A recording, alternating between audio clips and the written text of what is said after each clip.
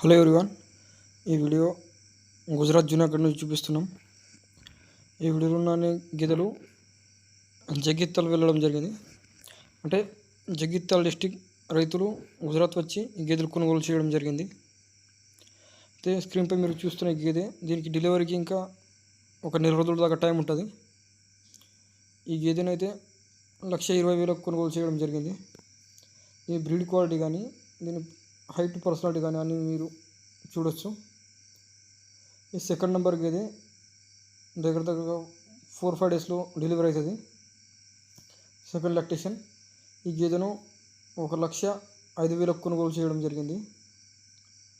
ఈ గేదెల యొక్క రొమూల్ క్వాలిటీ కానీ మిల్క్ వేన్ కానీ బ్రీడ్ క్వాలిటీ కూడా మీరు చూడొచ్చు. ఈ గేదె అయితే 1,05,000 కొనుగోలు చేయడం జరిగింది.